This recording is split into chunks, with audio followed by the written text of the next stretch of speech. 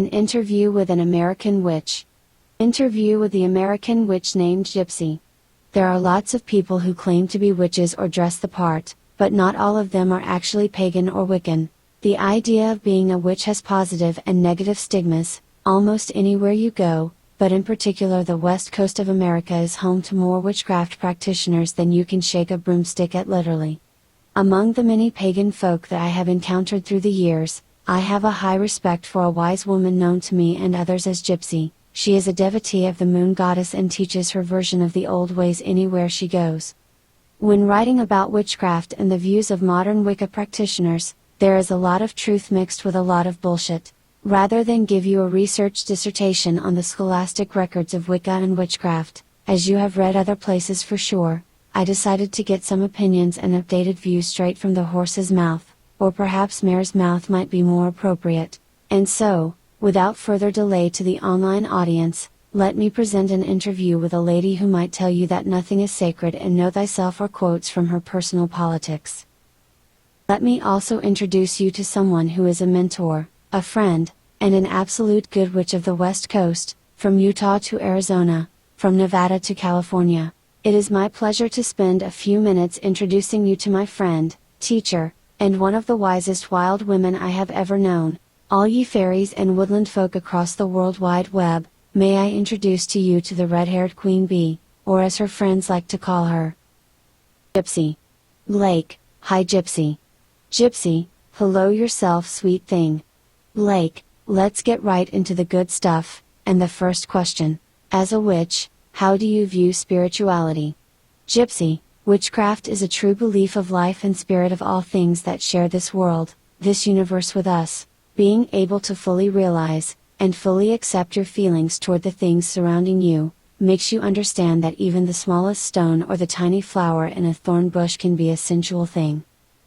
As a witch, one learns to find the many facets that each being has, and opening yourself to this causes great respect and love in all life. Of course, love itself is also a combination of many things including eroticism, sensuality, and even spirituality are a great part of this. As you realize one of these things you will surely know them all more, and they belong inside of you always, not only to experience with other people but with everything. Spirituality to me is finding this within yourself, realizing it in all life, and then sharing it. It is passed to us by those who have gone before us, it's up to us to continue on with a little wisdom from the ancients. Blake, what is a witch? Gypsy, okay here we go, hang on tight sweet thing. Take 1, a witch is a person that is put on this earth to make normal people realize that there is more to earth than politics and bullshit. A witch is here to challenge the philosophy that God is fear, that death is final, that man is a sinner, that woman is subservient to man, that a tree is for pencil making, that a wolf eats grandmothers, and that things are not seen are not real. A witch is not a landing pad for houses blown out of Kansas, a pincushion, kindling for a town fire, a floaty toy or a sweet tooth for chubby kids, a coward, a liar, or a Satanist. At least not in any traditional sense, as a Wiccan believes. Take 2, this witch is a 42-year-old married woman. I have 2 children, a job and a half, 2 cats, and 2 vehicles that run when they feel like it. I am not a member of the Twilight Zone Club. I do not hex the neighbors or my boss. I prefer to wear clothing when I do ritual in public parks, but seriously. Take 3, I am a witch, Wicca is my religion, my life. The beliefs and traditions of witchcraft are ages old. The many paths of Wicca are as varied as the countries and times that they were and still are practiced. My witchcraft is, I'm sure, very different than that of other witches. These are my beliefs. A witch has a very high regard for life as she/he realizes life and spirit in all things that share the Mother Earth with us. The higher power that Wicca as a religion recognizes is a dual force, one that is male and female, the god and goddess. This power lies within us. We do not put the lives of ourselves or our children in God's hands. We hold responsibility of this to ourselves. We alone answer for what we do. Our judge and jury, ourselves. Karma, the powers of cause and effect, the threefold law of what we put out, be it good or evil, returns to us 3 times over. This makes one think a bit before hexing someone, don't you agree? Blake, it sounds logical, but a lot of people might just call it all hocus pocus, don't you think? Gypsy, I am a witch, not a fairy tale. I don't cook and eat children. I wouldn't pluck the eye out of a newt if you paid me, but I do make potions, I know things that heal, I say my magic words, and will leave them. I have rituals celebrating life, death, seasons, love, birth, and just plain quiet times of meditation with a candle, my cats, or the moon. My rituals are your prayers, they awaken the god and goddess within me. The god giving strength, movement, and fire to act. The goddess giving intuition, love, patience, and security. The combination of their powers along with it at which flows throughout the universe, the elements and the force of the earth, air, fire, and water, all flow within me as well. As a witch I know how to touch with these things to create the magic in my life. These powers are not a mystery, there are others besides witches that know them. But only those who are brave enough to truly get to know themselves will ever touch the secrets of a witch, but, there is always purpose behind the path that leads you to being a witch in the first place. Blake, what does pagan mean? Gypsy, the old world definition of pagan means heathen, a follower of a polytheistic pre-Christian religious system or a hedonistic or irreligious person. This is not the definition that modern pagans ascribe to themselves. This definition is mostly accepted based on the era when paganism was being labeled negatively by world religions that were in competition with the Stone Age religions after the fall of Rome, heathen being in reference to the lack of belief in a monotheistic godhead, or any single god. Blake, what is a pagan? Gypsy, the essential definition of living pagan is being a practitioner, believer or a follower of one or more modern offshoots from the ancient polytheistic religions. It also can refer to being a member of any of the modern belief systems that is not part of the major and accepted orthodox religions in their modern forms. Being pagan can also refer to a characteristic kindred earth worship, a belief system with the philosophical center of its universe being observed in an art form of life that embodies those beliefs that are true and natural law for all living things. Blake, what is paganism? Gypsy, it is in essence, a point of view about society and any gods and goddesses that society may worship. Paganism is loosely a combination of animism, supernatural nature worship, elemental ritual magic, following of the seasonal calendar, honoring of ancestral bloodlines, or some mix of these ideas with other cultural blends as well. There are a variety of beliefs that can be categorized into this arena, some being very ancient historically and others being well rooted in the modern information age. Magic is common to all paganism. Magic is to pagans what faith is to Christianity or Judaism. Blake, what makes one a pagan? Gypsy, pagans are earth-centered in their beliefs. Pagans are also attempting to be in tune with nature, to be more in touch with the planet Earth. Since most modern paganism incorporates new and old world traditions, modern pagans have built cohesion that has formed into many modern collective groupings. These belief systems are similar to the other world religions, but in most ways, they do not associate themselves with any modern orthodox beliefs. To pagans their traditions and rituals become part of their history, each group being unique in its viewpoint of the world as it exists. Nature worship, ritual traditions and magic are key to the pagan beliefs on some level, but each are clearly pagan from analysis of their ideological outlook. Blake, do pagans believe in God? Gypsy, no, at least not an orthodox version of God. Most believe in a mother goddess and a father god. One of the primary characteristics of most paganism is the belief in duality or multiplicity of nature being representative of the universal higher powers. These are not encapsulated by a monotheistic God, nor do they reject other religions for their choice of this definition either. Most pagans believe in a liberation of the self and that all paths to spirituality are seeking truth. Blake, do pagans believe in the devil? Gypsy, no is the short answer to this question. Most pagans do not in the Christian devil. The dualities of good and evil, light and darkness, Male and female are just representations of the natural order of life in its cycles. Therefore, evil is in coexistence with good. Some pagans prefer not to use those definitions at all.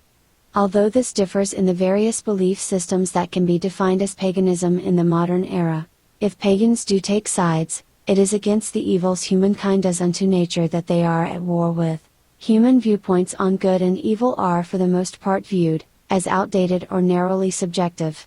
Why would it be any other way? Because humans are just struggling to survive like everything else. We are animals, neither good nor evil. So, we are both divine and primal, but this can be conquered through communion with nature. We can become spiritual beings by waking ourselves to harmonious balance with the cycle of life. Blake, do all pagans believe in the same gods or goddesses? Gypsy, no, they do not necessarily, but most do believe in a duality that is evident in nature. For some this is just a way of honoring this recognition and attuning ourselves to it spiritually. For others the gods and goddesses are very real and can aid our works in life. For some they are guides on our journeys, a power to petition in times of need and a source of love when we are lost. Some would equate the gods and goddesses of paganism to archangelic powers, avatars or lows from other religions. Pagans for the most part believe in what they are drawn to personally, all the gods and goddesses being symbolic of humans in their traits and powers. They are men and women like all the children of the earth. Blake, is paganism a cult? Gypsy, no, being a cult is a subjective and specific term. All religions and beliefs started out as small groups with different ideologies.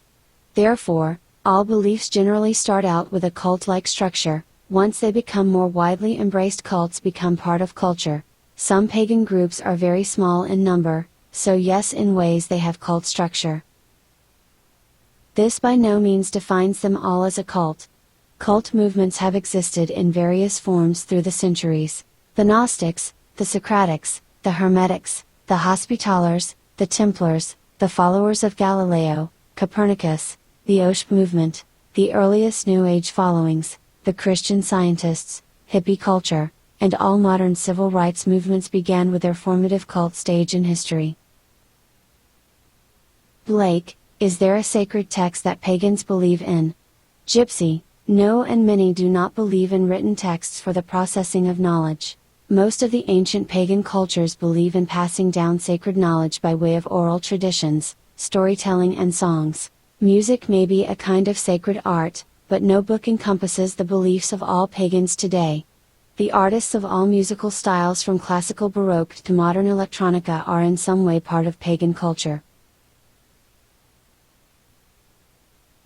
Blake, is there one religion or belief that is considered paganism? Gypsy, no, paganism is a collection of groups that have a wide and diverse world of beliefs. Religion and dogma are not considered a necessary part of the traditions of modern paganism. Although this is probably not the viewpoint of pagans from the ancient times, but more an evolution of ideologies that became part of modern pagan thinking today. Blake, is there any single religion that represents paganism? Gypsy, no, but there are a few larger factions, most of which have historical significance to the cultures which they originate from. Among these, Wicca is easily the most outspoken and representative of a great number of pagans in America. Taoism, Santeria and Voodoo are equally large in their numbers within the worldwide community of pagans. Even the practice of magic is not an exclusively pagan tradition. Religions are a product of modern culture more than our world realizes today. The pagans always had their temple under the sky, with feet on the ground and the four winds at their reach. The church of the pagan children was never a building. The body and the spiritual temple is something all of us have as part of being alive. Blake, who calls themselves pagans? Gypsy, this is by no means a complete list. Pagans are known as Druids, Wiccans, witches, warlocks, gypsies, Santeria, Odinism, Vikings, Norsemen, Voodoo, Shinto, and Taoists. Some other groups like Satanism, Nihilism and a variety of apocalyptic polytheistic beliefs also consider themselves pagan. There is disagreement about this, particularly between Wiccan and Satanism. Wicca holds that Satanism is just an offshoot of Christianity. Satanism holds that they worship no god but the self, so like Wicca the human ideology is the god form, but this is an argument that will likely go on into the new century. But the fact is, if they start burning witches again in the 21st century, Wiccans and Satanists will likely be used to make the same kindling and die for the same heinous crimes that get trumped up, pagans or not.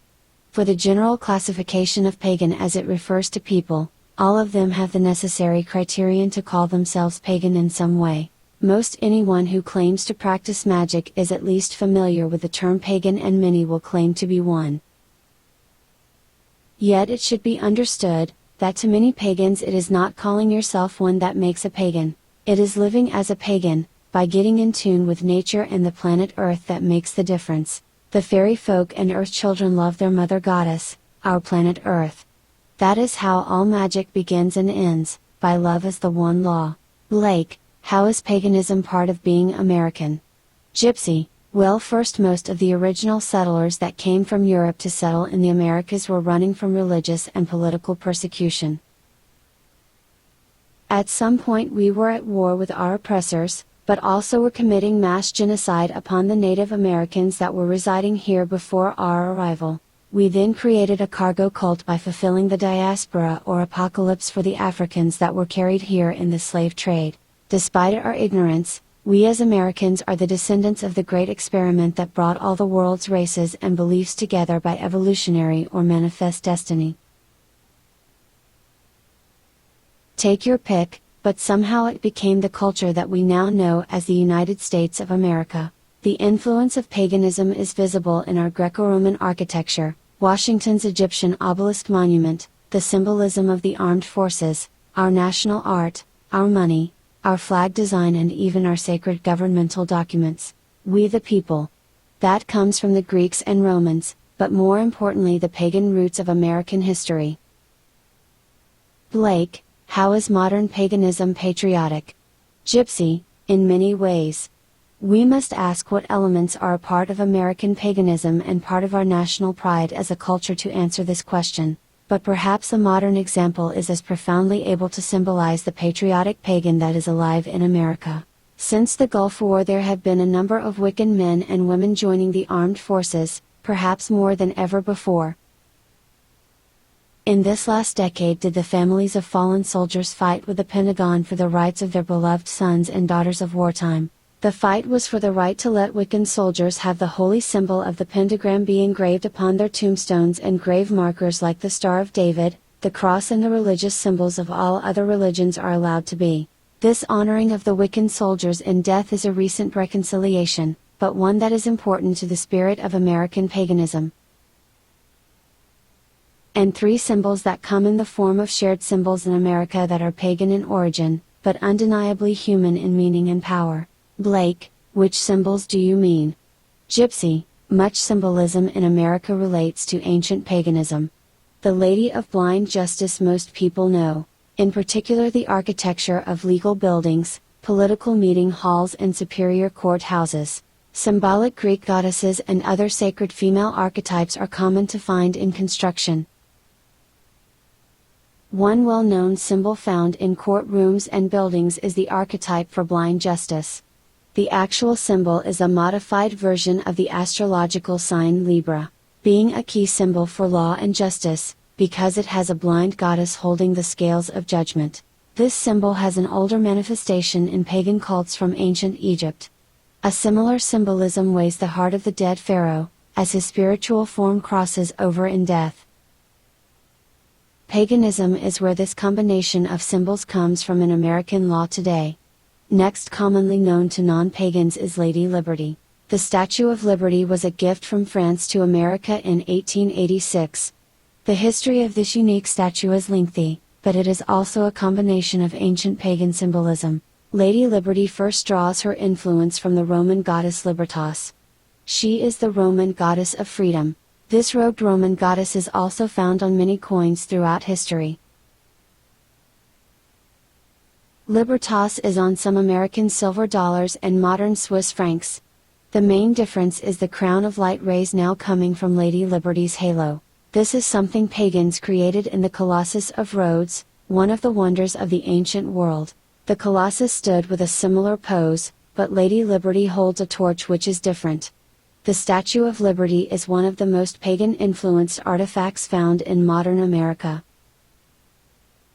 It is as beautiful a symbol as any known, and one that demonstrates patriotism to new immigrants coming to America with clarity and vision. Blake, those are both very true. Gypsy, but nothing in America is as directly pagan-influenced, as the symbol of the pentagram. More than any symbol or ideal, the star represents being American. The pentagram or pentacle symbolizes balance, equality and justice throughout many cultures.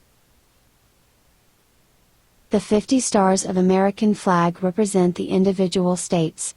But more important, each star represents the individual state's unity within the nation boundaries. The pentagram is also used by the United States military and law enforcement. The star signifies rank and sometimes is an awarded medal for duty serving the country. Both upright and inverted versions of the five-pointed star are symbols used by the United States of America.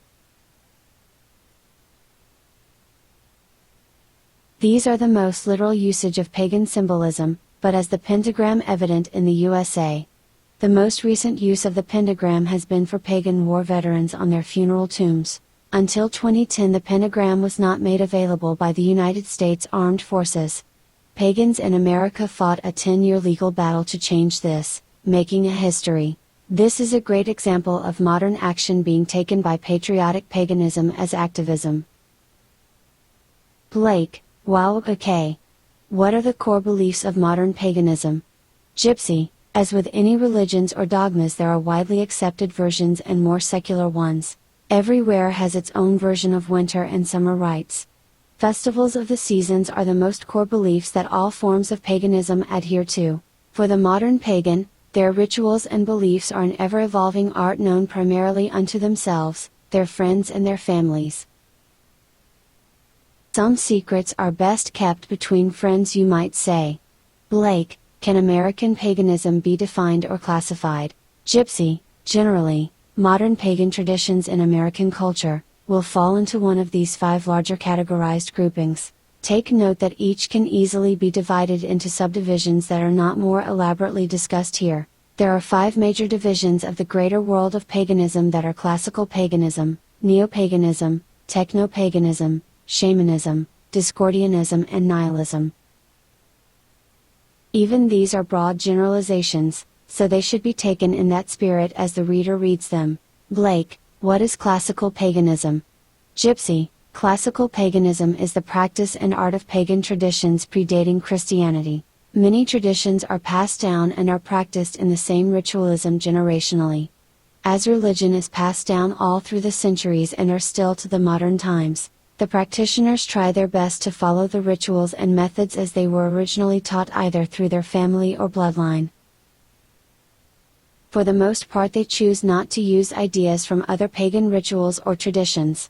The classical pagan is hoping to obtain pure ideological rights by trying to achieve the optimum similarities to how their ancestors actually practiced their religion. Classical pagan traditions tend to merge the ideas of pantheistic gods, cyclic ritualism, polytheism and animism into their beliefs. Classical paganism includes Taoism, Shinto, Jainism, Hinduism, and other proto-religious groups like the Egyptians, Greeks, and Romans.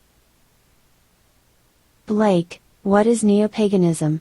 Gypsy, neo-paganism is sometimes referred to as a branch of the New Age movement. This kind of paganism is the practice of classical pagan traditions, but also includes modern ritual and ideology. It is generally creative in nature, being somewhat based on the lifestyle of the person and their background. Neo-paganism and the New Age have this similarity in common, and therefore are often put together for generalized explanation of their belief systems. Also, they are both products of the post-Cold War era for the most part.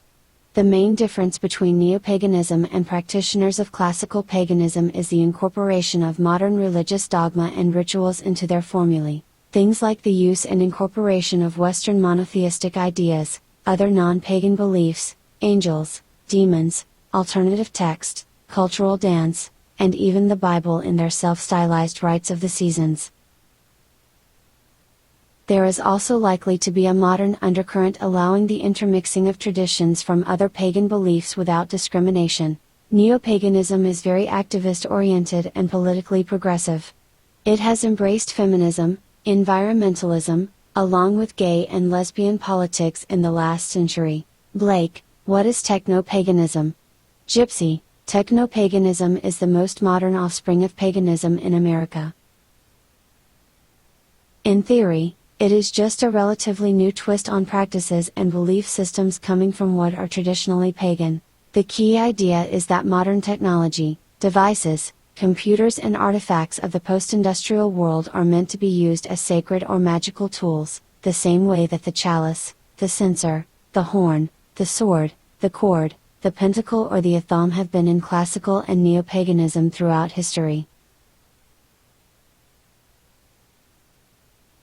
Techno-paganism sees modern musical styles, digital animation, instant messaging, social networks, encryption, ciphers, viruses, hacking, robotics, synthesized writing, multimedia arts and even raw computer code as a kind of sacred text.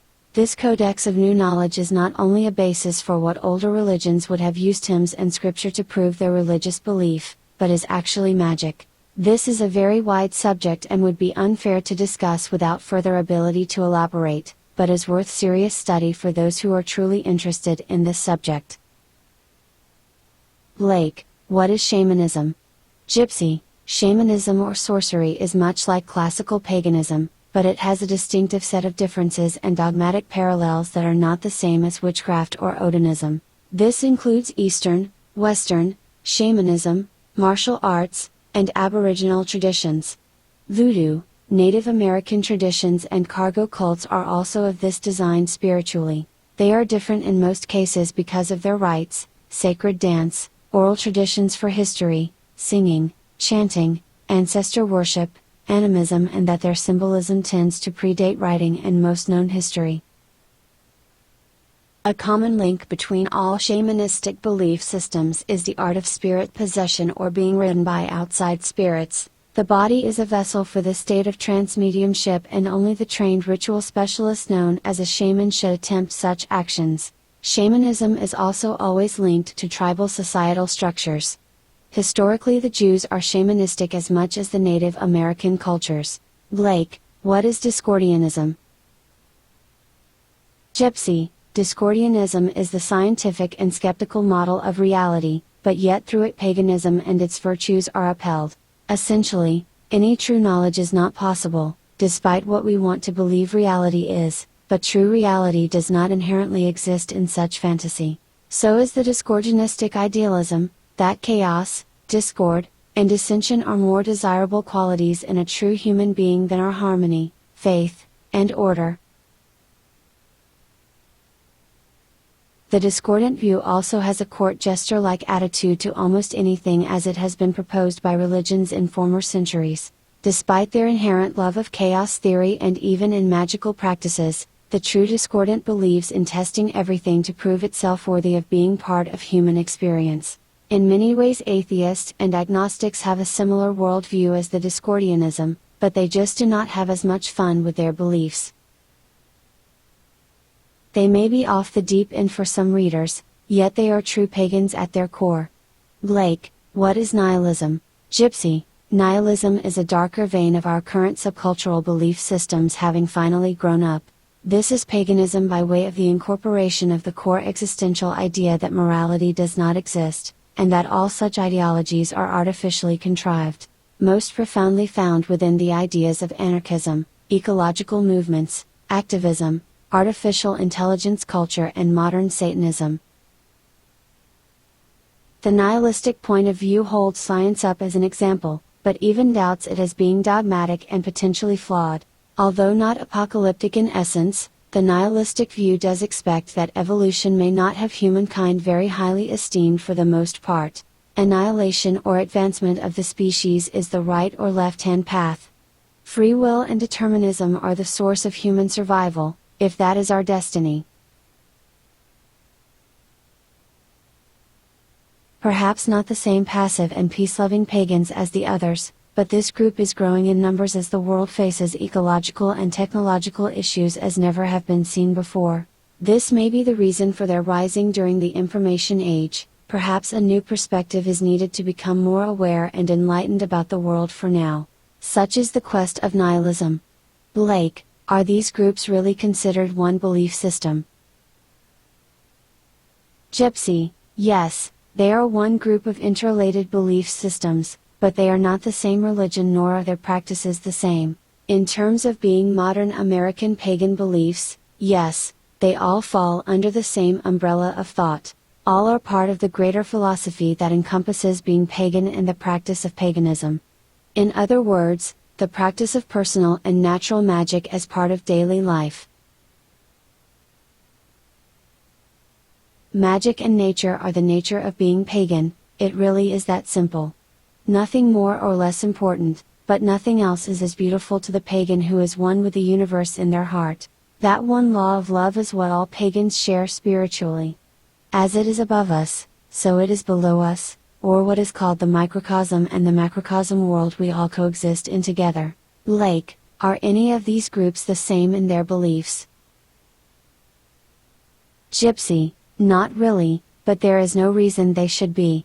They each are expressing their own part of a larger picture, they each are expressing their own version of human evolution and communion with nature. Also, they are each doing it in the way that is natural and in harmony with their life, so, it is not likely that they would do things the same way to express themselves as pagans. Blake, are these groups all found in the United States of America? Gypsy, yes, and elsewhere in the world. Pagans and paganism have been around as long as there have been people, since at least the Stone Age when we awoke to being hunters and gatherers, but over the centuries our beliefs and rituals just became part of us that was assimilated, or for the most part forgotten by society, which may be why many feel drawn to these ancient practices in these modern times again. So, let us hope we are being drawn to learn something together, not be torn apart further as a species with war and death. Let us hope that American paganism and all the other religions can find some solutions to this world full of problems, because the world is in greater need of order and truth than ever. Blake, and are they all really pagans? Gypsy, yes, and they love the Mother Goddess and Father God like children do their parents. So, as we end these frequently asked questions, a simple prayer that represents pagans of all types in America, or anywhere. Blake4D, what is magic? Gypsy, magic is transformation. As a witch, I view magic as development of the self. My magic is used to improve my life situation that I may change situations around me. Magic is the belief and trust in the unseen world, and calling upon the yet unknown parts of self to create change. This demands strength, patience, self-confidence, heart, common sense, and will. Approaching magic with fear, disbelief, and all will only lead to disappointment. Blake, what about love and sex magic? Gypsy, I believe love creates the strongest magic of all. There is power in love unmatched by any emotion. The saying that love conquers all is so true in my way. There is no evil that can affect one who believes in this power. Personally, I know the attacks, the experiences, and the outcome. If there is love in ritual, be it healing or whatever, it will not fail. Doing love spells, I believe, can be wrong. These spells are very powerful, and if the intent is at all selfish, manipulative, or the least bit taken lightly, much can be harmed. See magic, I believe in it to be the most powerful. This is a time, if done at the right time, when emotions are brought to the utmost peak physically and mentally. Directed to a purpose, they are infallible. But these must be done with great knowledge and care. They can be very destructive, especially with the wrong intentions. Blake, what is love versus sexuality? Gypsy, sexuality is only a part of love. That part which is created by outside experience. I believe if a person is truly in touch with himself, his own inner magic, sexuality is an important role in fulfillment of self. Knowing the male and female within us and accepting them equally creates an important balance within. Unfortunately, society has totally fouled the human brain up concerning this. You are allowed to be one way or another. A few have been lucky enough to break away from these attributes. Soon it will be overcome. Blake, what if anything do you see as moral or immoral? Gypsy, moral or immoral, right or wrong, good or bad, it all can be answered with one answer. Disregard for any life, be it human or animal or plant, that is immoral. There is reason for all life, we have no right to ignore that. To disrespect other life forms, and our own life for that matter, is to shun the very power of creation. And I don't believe anyone has reached a level to where they have authority to do that. Blake, do you believe in sin? Gypsy, I believe in sin only as being the wrong choice made by one who knows the difference between right and wrong. I don't believe man was born into sin, that's like being guilty, until the person is proven innocent. Christianity has a long way to go with that attitude. Blake, do you believe in monogamous marriage? Gypsy, yes, very much.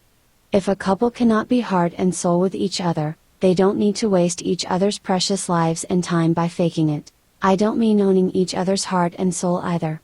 I believe there are many kinds of love that can be shared with many people at the same time, but that special kind of trust and love in a family, in a husband and wife, is just that. Special. I don't think that can be shared. Blake, what about homosexuality and bisexuality? Gypsy, I am a believer in live and let live. I'll always believe that no one has the right to say their way is the only way. I live by the law of the witches and it harms none, do as thou will. Blake, as a pagan, what does the AIDS epidemic mean to you? Gypsy, it means that man has screwed up, just like the 2020 pandemic, be it intentional or not. We have the responsibility to our very existence to allow the cure to be known, and I believe there is a cure, and the education to happen to prevent this disease and others like it from ever happening again. Denial is not an option, death is not something to be taken lightly, part of being human is being humane. Respect for life, includes and assumes respect for the quality of life, for ourselves and others. Tragedies, like plagues, are always partly the fault of human beings being indifferent to other human beings. I am no fan of bigots, violence, or stupidity. Life has shown me time and again, that any one of them is usually followed by the others. As a witch, I will use my influence to combat them anytime I am given the chance. Blake, what about pornography, as it relates to not just adults, but children? Gypsy, I believe what takes place between consenting adults, behind closed doors is their own business, and no one else's. If you choose to then videotape it, market it in the privacy of your own home or place of business, and it helps you earn a living with what your mama and papa gave you, well, there are less desirable ways to pay the bills, I suppose. So, pornography to me is an option for those who seek the gratification and fulfillment that it offers those so inclined, and is a material world choice. Just like what car you drive, or what job you are willing to do, or what you are willing to be paid may determine your career, but if it involves the innocent though, that's another tale. I turn to whatever powers that are available to me to combat this in any form. I am a witch. When I see negative power being sucked from the life and body of an innocent child, I am a Wiccan, a wise woman born of gypsy blood from my mother, raised Catholic by my father, and given power by the god and goddess to do as thou will I know the ways of both white and black magic. Children are a precious gift. Black magic is best used to combat those whom attract it with their own negative choices. As I have said several times, I am a witch. Blake, what about sacrificial and blood magic? Gypsy, different cultures abide by different rules. Sacrifice or bloodletting can mean so many things. Personally, my methods are the sympathetic magic. I may imitate sacrifice in acting, candle burning, using a drop or two of my own blood, or just visualizing.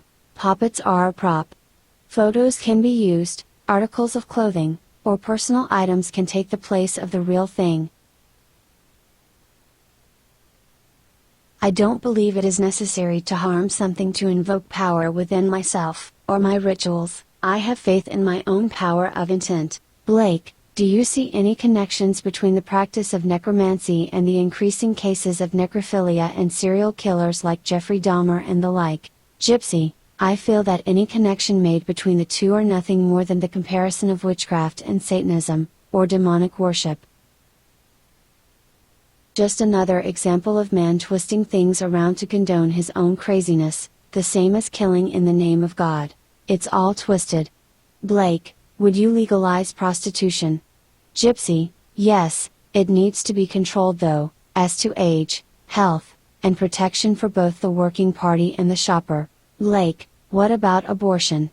Gypsy, yes, with much counseling. I prefer prevention of a pregnancy to an abortion, but it needs to be accepted in certain cases and controlled also, to protect the health of all involved. It is an odd historical note, that many women, and witches, were convicted and burned to death during the Inquisition under the crimes of child murder and baby killing. The irony was, that these maligned women often were Wiccan or pagan healers who knew about mandrake and herbs that would facilitate the abortion of a pregnancy that was likely to be dangerous to the mother, often because she was too young or unhealthy to carry to term. No coat hangers, or other modern abortion clinic horror tales, just local medicine women and midwives administering local anesthetic and herbs, burnt alive, hung, or drowned, or worse. Blake, how does the feminist movement fit into all of this? Gypsy, feminism has taken Wicca to heart. The worshipping of a goddess instead of, or above God has tilted the idea of balance a bit the other way, but it does fit the needs of many women who resent the world being dominated by men. I am very strong in the belief of balance. And I feel we should try to even things out a bit rather than going fanatical against mainstream beliefs of all male worship. Blake, so, let us take this slowly. What do you think are important issues for the world to consider currently? Gypsy, I think there are really a lot of things that are being overemphasized. Like overpopulation. I think that overpopulation is being pushed on us by the media and world, when actually the exact opposite is happening. I think lately of something that Aldous Huxley predicted, as eerie as it may seem, but I really like this quote: if anything seems like what is going on now in words, there will be, in the next generation or so, a pharmacological method of making people love their servitude, and producing dictatorship without tears, so to speak, producing a kind of painless concentration camp for entire societies, so that people will in fact have their liberties taken away from them, but will rather enjoy it, because they will be distracted from any desire to rebel by propaganda or brainwashing enhanced by pharmacological methods. And this seems to be the final revolution. Blake, that is really deep. Gypsy, my guess is that the biggest problem really is over the efficient usage of Earth's resources. So what do the brightest minds and scientific folk in the world suggest we do? Blake, I don't really know, but that sounds correct. Gypsy, me neither, but now the most startling revolution in the 20th century was one of health and how we are handling it worldwide. The world population is living longer and with less quality with each successive generation. It is a strange way we are going about dealing with the overpopulation, if this is true. The political economist Nicholas Eberstadt sums it up nicely when he stated that it is not that people reproduce like bunnies, rather that they no longer die like flies. In essence, we are being told to be more like bunnies. Blake, so, you really believe that is the answer to overpopulation?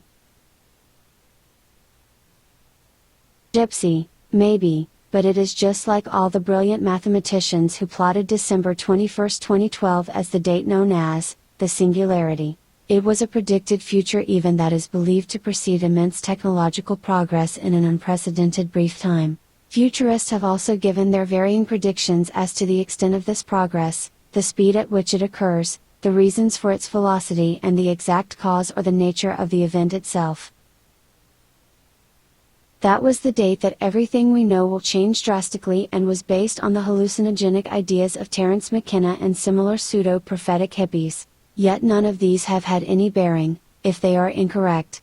Or they have already changed society, if they were correct. Blake, much like the debate over global warming and CO2 emissions. Gypsy, yes indeed. The world governments absolutely believe that implementing individual carbon allowances for every person will be the most effective way of cutting greenhouse gas emissions. This is all about control of the individual, and you begin to wonder whether this is what the green agenda has always been about. It's Orwellian. Blake, it certainly kind of sounds like it. Don't you think? Gypsy, well, no human is genuinely carbon neutral. Therefore, everyone is part of the problem. That means everyone must be part of the solution. Each new birth results not only in the emissions which are attributable to that person in his or her lifetime, but also the emissions of all his or her family of lineage born following. Now that sounds Orwellian to me. Sooner or later this is going to be a reality. It is not a maybe but a fact of resources that are available having to be allocated. Amongst the masses, there will be distress and arguments over who deserves the resource, each with their own opinions and agendas. Blake, so where do you think that is leading? Gypsy, I'll tell you exactly where it is leading. Humanity will not be able to make the transition from Earth only to universal life until the chaff has been separated from the wheat. No worldly peace can prevail until the self-centered members of the planetary body either change or die. That is the choice we are eventually going to be left with.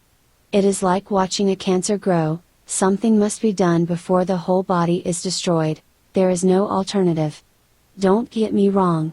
The biggest argument in favor of the idea that overpopulation is a myth is that plenty of nations are actually in danger of remaining without enough youth to support the elders.